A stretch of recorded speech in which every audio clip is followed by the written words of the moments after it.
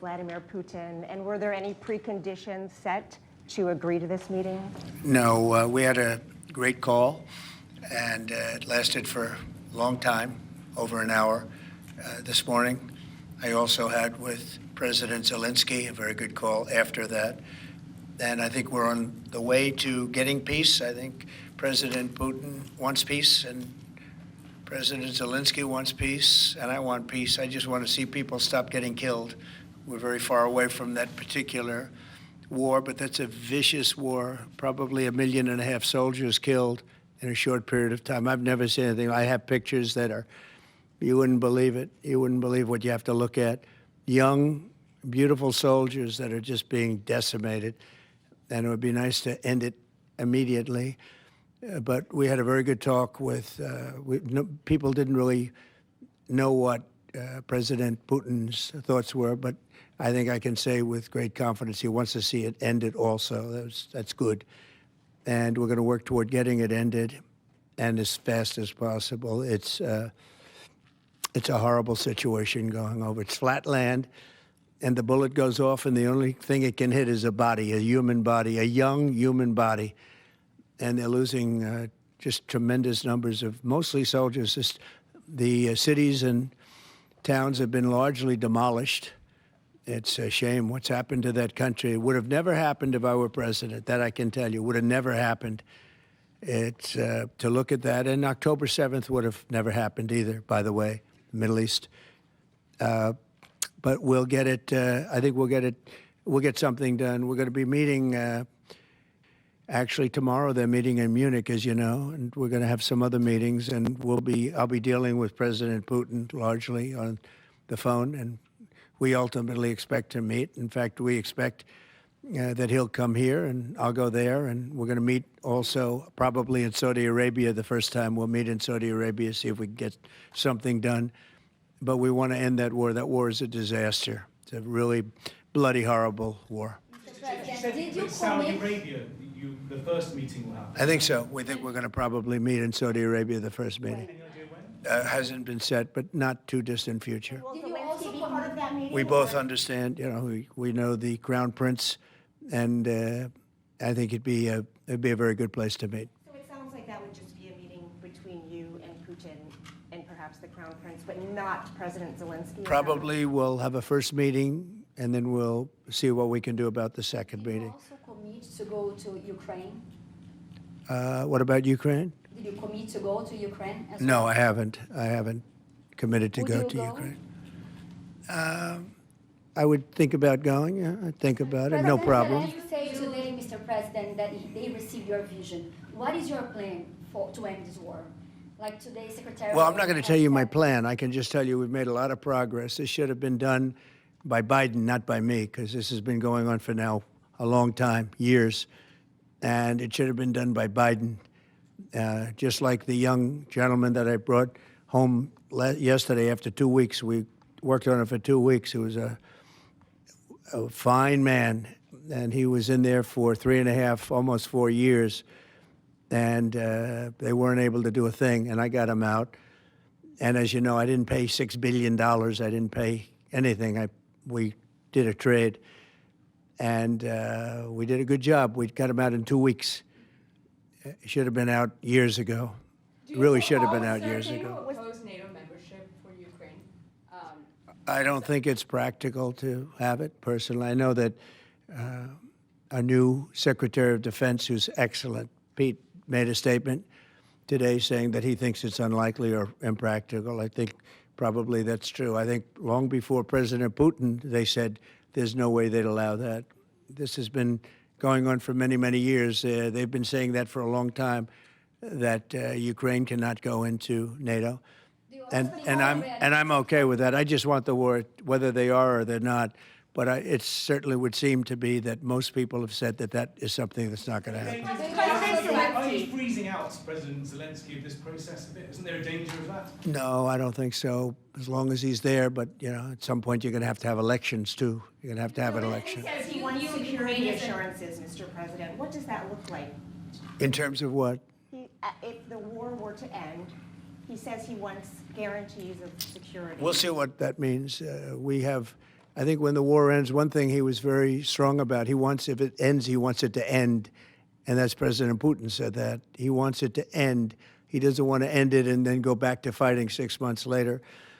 We talked about the possibility, I mentioned it, of a ceasefire so we can stop the killing. And I think we'll probably end up at some point getting a ceasefire in the not too distant future. Do you expect Ukraine as an Do equal you member expect of the Ukraine? peace Say process? it, what? Do you view Ukraine as an equal member of this peace process? It's an interesting question. I think they have to make peace.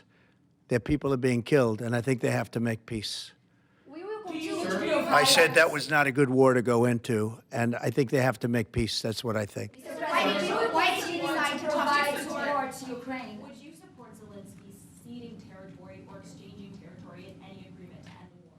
Well, he's going to have to do what he has to do, but, you know, his poll numbers aren't particularly great, to put it mildly. He's got a country where, you know, it's been savaged and attacked, and he's got an army that's been very, very brave, actually, despite the fact that, you know, we've given him, in my opinion, $350 billion. That's what the real number is. You don't hear that number. And Europe has given, in my opinion, $100 billion. And they've done it in the form of a loan. And I have a Secretary of Treasury right now who's actually quite brave. He's over in Ukraine on a train. And there's a lot of things happening around that train that aren't so good. And he's going there to get a document done where we're going to be assured that we're going to, in some form, get this money back, because we're putting up far more money than Europe, and Europe is in far more danger than we are. We have an ocean in between. Europe has nothing in between. You know what they have in between? They have Ukraine in between. So wait a minute. So, as you know, Europe is putting up money, and they're getting it in the form of a loan. And the United States under Biden didn't do loans. They just handed money every time somebody walked in from Ukraine. They just handed them money foolishly. This should have never happened. It should have never started. And once it did, other things should have happened. Other things should have taken place. So we're getting security on our money. We're going to have it secured by, they have rare earth, and they have oil and gas, and they have a lot of other things. And we're asking for security on our money. So does it mean you are not sending any more They've agreed to aid it. Ukraine has agreed to it. Does it mean you are not sending any more aid to Ukraine? No, we are, but we want it secured, and the money is going to be secured. When will the U.S. stop sending funding? When will the U.S. stop sending funding? Because if we didn't do that, then Putin would say he won. We're the thing that's holding it back. And frankly, we'll go as long as we have to go, because we're not going to let the other happen. But President Putin wants to have peace now, and that's good. And he didn't want to have peace with Biden. Was that conversation with Putin? And you tell me why that is, okay? Was that conversation with Putin to start these negotiations part of the deal to bring Fogel home? No, but it was a nice thing that he allowed Mark Fogel to leave. In fact, Mark wasn't feeling well, but he was, all of a sudden, about 2 weeks ago, he started being treated very nicely. He said they took him out for haircuts. They took him out. They helped him out a little bit and made him feel better, made him look better. And they were nice to him. And he said, I saw something happening. And it coincided with when I came into office. So that was nice. And he's a fine person. He was so happy to be out.